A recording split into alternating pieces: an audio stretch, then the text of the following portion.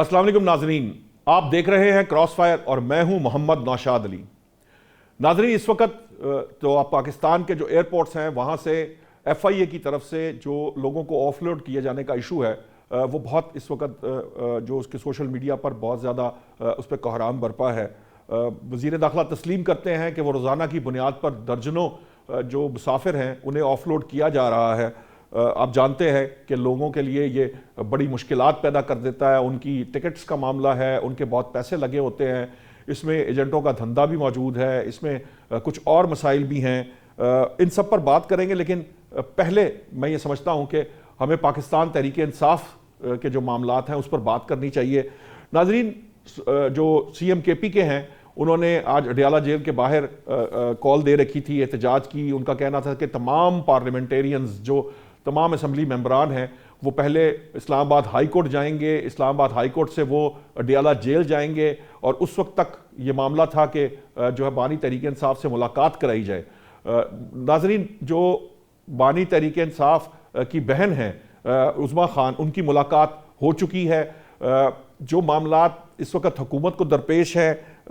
जो वहाँ पर इस वक्त जो लोग एहतजाज कर रहे हैं, स्वाबी में जो एहतजाज किया जा रहा है, इस सारे मामले पर बात करेंगे। डॉक्टर सईद अलाई से मैं एक्चुअली जो बात करना चाह रहा हूँ वो ये है कि जो एक तरह से आप देखिए कि जो हमारी जो हुकूमत है उसने जो एक गवर्नर राज की जो बात की KPK के अंदर, उसके बाद आपने देखा कि आज मुश्तरका इजलास हुआ, वहाँ पर पाकिस्तान तहरीक इंसाफ मौजूद थी, बैरिस्टर गौहर ने वहाँ तकरीर की और वहाँ पर कानून साजी भी हुई। उस कानून साजी के अंदर किसी किस्म की रुकावट उन्होंने नहीं डाली। तो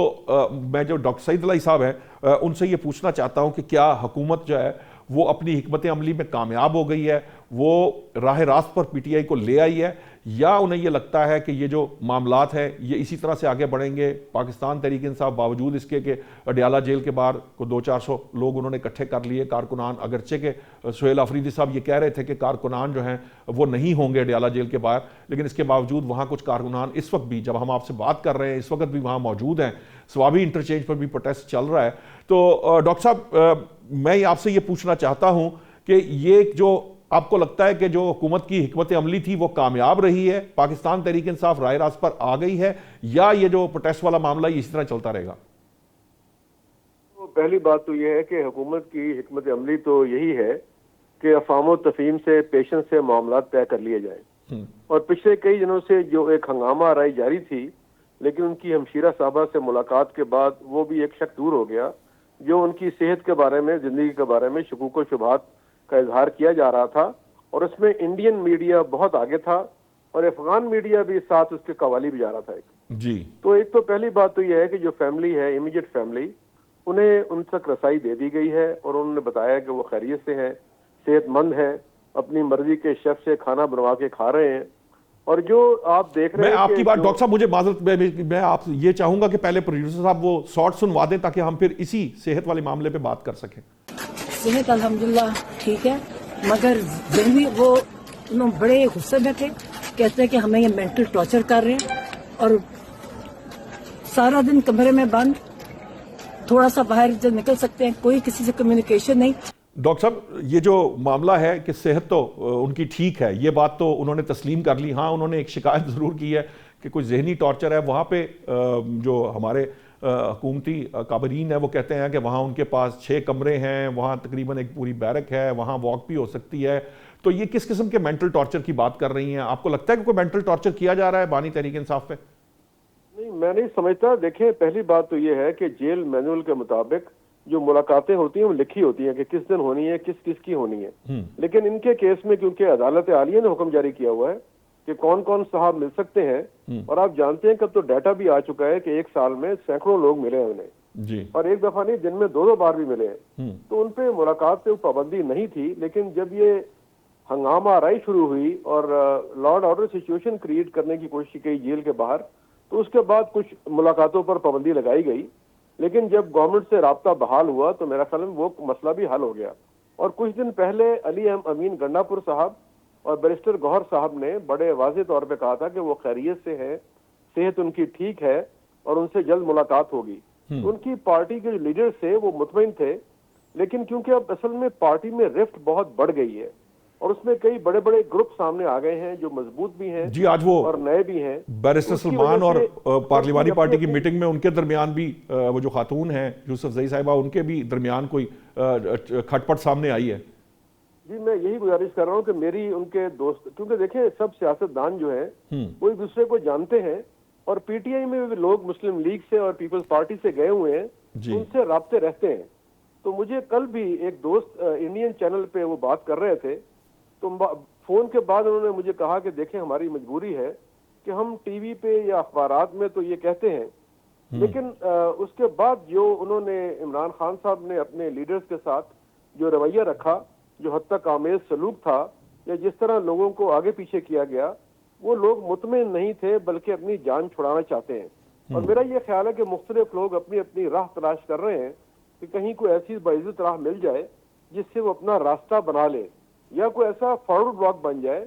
جو میجورٹی ممبران پر مشتمل ہو اور وہ حکومت کا حصہ بن سکیں, یا جو بھی ہو وہ اس مشکل سے نکل آئیں. کیونکہ 2 سال سے تقریباً یہ جو پی ٹی آئی ہے وہ ایک یعنی سمجھے کہ ریزسٹنس موومنٹ کریٹ کرنے کی کوشش کر رہی ہے,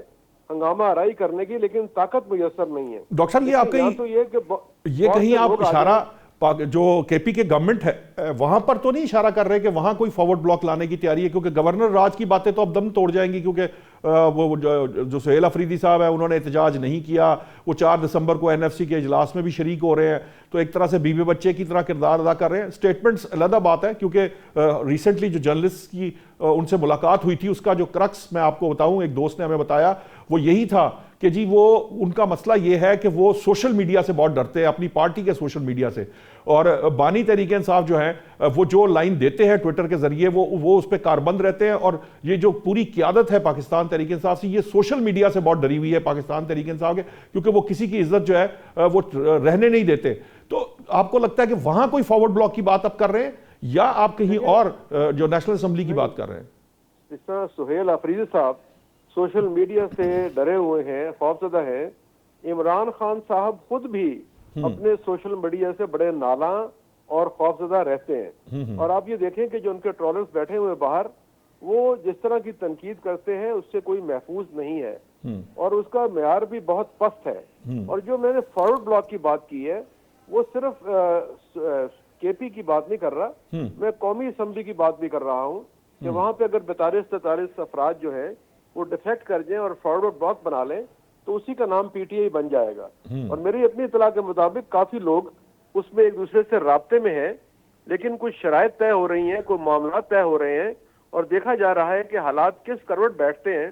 کیونکہ دیکھیں میں نے پہلے گزارش کی ہے کہ جو طریقہ اختیار کیا ہے پی ٹی آئی نے احتجاج کا, اور اس معاملے میں انہیں ریسپانس جو ہے وہ کمزور ہے. اگر تو وہ 5-10 لاکھ لوگ باہر نکال لیں تو پھر تو معاملہ طے ہو سکتا ہے, لیکن چند سینکڑوں سے,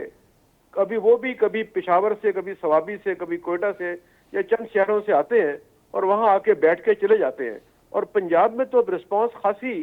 کمزور ہو گئی ہے. ڈاکٹر صاحب اپنے سہیل افریدی صاحب جس جلسے میں تھے, ہری پور کا جلسہ ہے یا دوسرے جلسے جو انتخابات سے پہلے ہوئے ہیں, ان میں بھی کوئی خاص نمبر تو نہیں ہے پاکستان تحریک انصاف کا, کوئی بہت زیادہ لوگ وہاں پر بھی شامل نہیں ہوئے.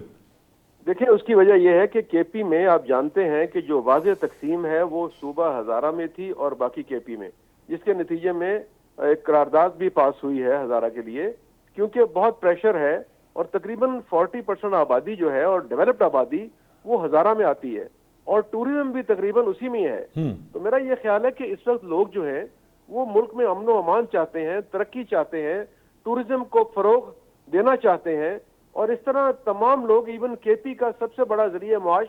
وہاں کے لوگوں کے لیے ٹوریزم ہے, اور اگر ٹوریزم وہاں دم توڑ جائے گا تو لوگوں کا رزق اور جو معاشرہ, جو ان کا ذریعہ معاش ہے وہ ختم ہو جائے گا. اور پچھلے دنوں میں کلائمیٹ چینج کی وجہ سے اور اس کے علاوہ ان کے مختلف جو وارننگز تھیں وہ غلط ثابت ہوئیں, جس سے تقریباً 10 ارب روپے کا نقصان ہوا ہے ٹوریزم میں, اور پھر کلائمیٹ چینج نے اس پہ اور ستم ڈھا دیا. حکومت کی رویہ جو ہے وہاں کا وہ بھی سنجیدہ نہیں ہے. تو میں یہ سمجھتا ہوں کہ لوگ آہستہ آہستہ ڈاکٹر صاحب گورننس کی ہے, میں معذرت چاہوں گا, میں آپ کو ٹوک رہا ہوں, مجھے صرف یہ بتائیے کہ دیکھیے آپ کا آئیڈیا آف یہ جو ڈیفیکشن کی بات کر رہے ہیں یا فارورڈ بلاک کی بات کر رہے ہیں, آپ کو لگتا ہے کہ اگر فرض کیجئے ایسا ہو جائے چاہے کے پی کے لیول پہ ہو یا قومی اسمبلی میں ہو، آپ کو لگتا ہے اس کے بعد جو لوگ پاکستان تحریک انصاف کے ساتھ باقی رہ جائیں گے وہ جو ریزنٹمنٹ شو کریں گے یا وہ جو تحریک چلائیں گے، کیا اس سے سیاسی عدم استحکام پیدا نہیں ہوگا؟ الٹیمیٹلی وہ معاشی استحکام کو بھی ڈسٹرب کرے گا۔ تو آپ کو لگتا ہے کیا گورنمنٹ نے ورکنگ کر رکھی ہے اس سارے معاملے کے اندر کہ اس کے بعد چیزوں کو، حالات کو کیسے سنبھالا جائے گا؟ بالکل اسی طرح جس طرح گورنر راج کی بات کی جا رہی تھی تو کیسے سنبھالا جانا تھا؟ دیکھیں، میں نے گزارش کی ہے کہ اگر 80 سیٹوں کے ساتھ اور وہاں پہ تقریباً 2/3 میجورٹی کے ساتھ کے پی میں اگر کوئی بڑا احتجاج نہیں ہو سکا اور جو ہوئے وہ ناکام ہو گئے اور مستقبل میں اس کی کوئی توقع نہیں ہے، تو اگر تقسیم ہو جائے تو اس سے احتجاج بڑھے گا نہیں بلکہ کم ہو جائے گا، اور لوگ نا امید بھی ہو جائیں گے، مایوس ہو جائیں گے کہ اگر اتنی طاقت کے ساتھ بھی ہم کچھ نہیں کر سکے تو ایک چھوٹی سی میجورٹی یا منورٹی کچھ نہیں کر سکے گی۔ اور میرا یہ خیال ہے کہ لوگ آہستہ آہستہ، خصوصاً پنجاب میں تو جب میں لوگوں کو ملا ہوں پی ٹی آئی کے، تو وہ تقریباً سمجھے کہ نا امید اور لا تعلق ہو کر ایک طرف ہو چکے ہیں، اور آپ دیکھیں کہ پنجاب کی جانب سے کوئی مزاحمت سامنے نظر نہیں آ رہی۔ کے پی میں مزاحمت نظر آ رہی ہے، اور وہ بھی چند علاقوں میں جہاں پہ ان کا زور ہے، اور اس کے علاوہ باقی جگہ جہاں لوگ روزگار ہے، کاروبار ہے، زراعت ہے، وہاں پر رسپانس کم ہے۔ جہاں بے روزگاری ہے، زراعت نہیں ہے، مشکل دور دراز کے علاقے ہیں، ویسے اپر یعنی نارتھ کے پی، وہاں موومنٹ ذرا اسٹرانگ ہوتی ہے، باقی علاقوں میں ڈاکٹر صاحب کشمیر میں بھی یہ فارمولہ اپنایا گیا تھا، آپ کو پتہ ہے انوار صاحب جو ہیں وہ ڈیفیکٹ کیا تھا انہوں نے، اور لیکن ان دی اینڈ وہاں بھی گورننس کو بہتر نہیں ہو پائی، اور الٹیمیٹلی پھر جو پاکستان پیپلز پارٹی ہے انہوں نے تحریک عدم اعتماد کے ذریعے ان کو ہٹایا۔ آپ کو لگتا ہے کے پی کے کا کوئی اس طرح کا فیکشن یا اس طرح کی کوئی چیز جو ہوگی، کیا وہ کے پی کے کی گورننس کو بہتر کرنے میں کوئی مدد دے پائے گی؟ دیکھیں، کے پی تو پچھلے 15 سال سے پی ٹی آئی کے پاس ہے، اور وہاں کے حالات آپ کے سامنے ہیں، دنیا بھر کے سامنے ہیں۔ وہاں پہ ڈیولپمنٹ نہ پہلے ہوئی نہ اب ہو رہی ہے، اور اب تو یہ ہے کہ چیف منسٹر جو ہیں وہ نہلے پہ دہلا، یعنی گنڈا پور صاحب کے مقابلے میں یہ زیادہ ایکٹیو بھی ہیں اور زیادہ ایکسٹریمسٹ بھی ہیں، اور وہ ہر چوتھے دن 200-400 لوگ لے کر اڈیالہ جیل آ کے بیٹھ جاتے ہیں، کیونکہ اس کی وجہ یہ ہے کہ ان کے پاس اور کچھ کرنے کو ہے نہیں سوائے احتجاج کے، اپنے آپ کو خبروں میں زندہ رکھنے کے، اپنی لائلٹی شو کرنے کے۔ لیکن میرا یہ خیال ہے کہ اس سے صوبے کا نقصان ہو رہا ہے، اور لوگ آہستہ آہستہ متنفر ہو جائیں گے حکومت سے بھی، ان افراد سے بھی۔ ٹھیک ہے، بہت بہت شکریہ ڈاکٹر سعید الہی صاحب، ہمیں اس وقت جو حکومت کیا سوچ رہی ہے یا ان کے سامنے کیا چیزیں آن کارڈز ہیں اس کے بارے میں خبریں دے رہے تھے۔ ایکچولی خبر دی ہے انہوں نے کہ یہ جو ڈیفیکشن ہے یا جو وہاں پر کے پی کے اندر اور قومی اسمبلی میں فارورڈ بلاک سامنے آ سکتا ہے۔ ناظرین، اب ابھی مجھے بریک کا کہا جا رہا ہے، بریک سے جب واپس آئیں گے تو ہمیں جوائن کریں گے پی ٹی آئی رہنما عارف عباسی صاحب، ان سے انہی سارے معاملات کے اوپر ان سے بات کریں گے۔ فی الحال لیتے ہیں ایک بریک۔